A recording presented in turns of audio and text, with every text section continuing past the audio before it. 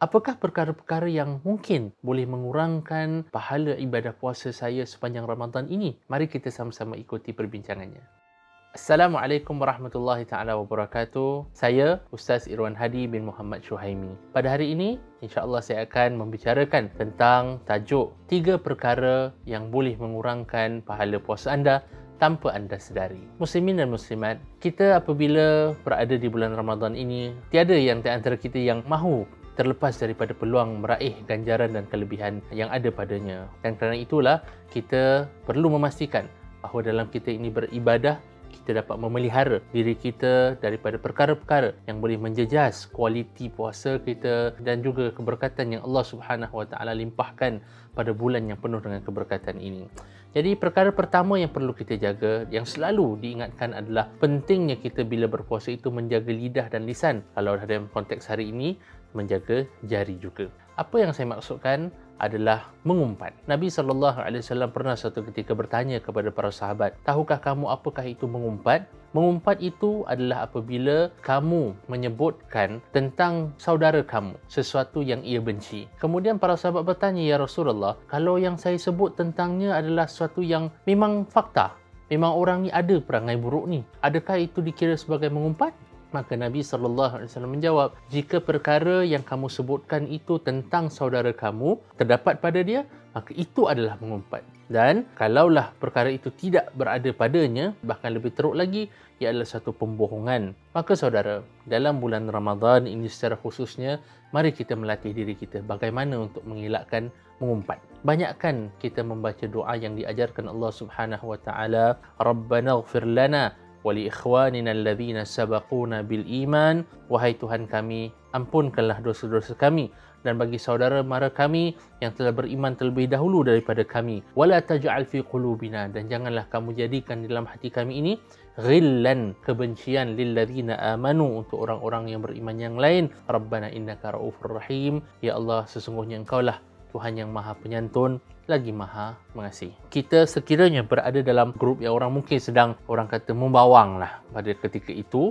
satu, sama ada kita menahan diri kita daripada ikut serta membawang, atau kedua, kalau terpaksa, mutekanlah sekejap grup tu supaya kita pun tak terikut sama juga. Bukan kata kita keluar terus, kita jangan indahkan, kita buatlah aktiviti lain yang lebih bermanfaat, khususnya di bulan Ramadan ini. Daripada kita selalu memikirkan tentang kekurangan orang lain, sibukkan diri kita dengan memikirkan apakah kekurangan yang ada pada diri kita, supaya fokus kita lebih kepada bagaimana memperbaiki diri daripada mencakap atau bercakap tentang kelemahan yang ada pada orang lain. Perkara yang kedua yang perlu kita berikan perhatian juga saudara adalah kepentingan untuk menjaga silaturahim dan tidak memutuskan silaturahim. Kita dalam bulan yang mana kita nak mengelakkan diri daripada terjerumus dalam api neraka dan meraih syurga Allah Subhanahu Wa Taala. Tapi adalah amat pelik sekali dan amat membimbangkan sekiranya dalam keadaan ini kita masih melakukan perkara yang boleh menjerumuskan kita ke dalam neraka. Apa dia di antaranya adalah memutuskan silaturahim. Nabi SAW dalam satu hadis pernah menyebutkan, la yadkhulul jannata qati'u rahimin, yang bermaksud tidak akan masuk syurga orang yang memutuskan silaturahim. Maka saudara, bulan Ramadan ini, kalau mungkin ada saudara mara yang kita telah terputus silaturahim sebelum ini, sambung semula.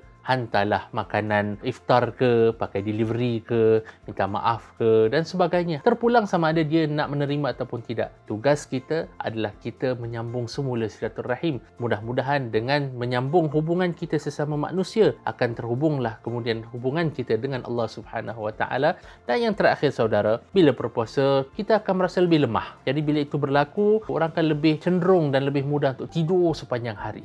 Jadi orang tanya, Ustaz, tidur kan ibadah Ustaz. Memang ada hadis Nabi SAW yang menyebutkan bahawa tidurnya orang yang berpuasa juga adalah satu ibadah. Namun, adakah kita akan menghabiskan Ramadan ini dengan tidur saja? Atau adakah Ramadan ini harusnya dipenuhi dengan amalan? Yang kita minta adalah pengampunan Allah, syurga Allah Subhanahu Wa Taala yang mahal harganya dan tidak ternilai. takkanlah kita nak meraih syurga hanya dengan tidur.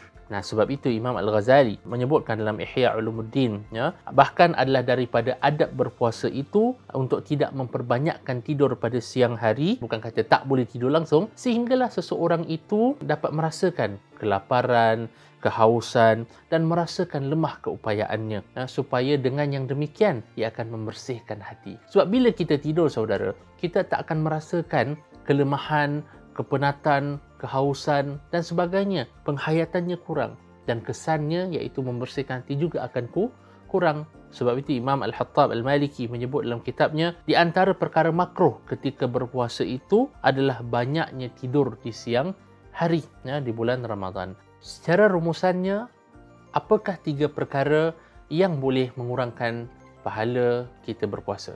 Pertama, jangan mengumpat. Kedua, jangan memutuskan silaturahmi. Dan yang ketiga, jangan tidur terlalu banyak sangat. Mudah-mudahan 3 perkara ini adalah 3 perkara yang dapat kita elakkan dan puasa kita adalah memang termasuk di kalangan puasa salihin, puasa yang diterima Allah Subhanahu wa taala. Sekian, wassalamualaikum warahmatullahi taala wabarakatuh. Jika anda mendapati bahawa video ini bermanfaat untuk diri anda dan juga insya-Allah pada keluarga dan teman-teman, sudilah berkongsi dengan mereka. Mudah-mudahan kita semua dapat meraih manfaat dan ganjaran pahalanya bersama.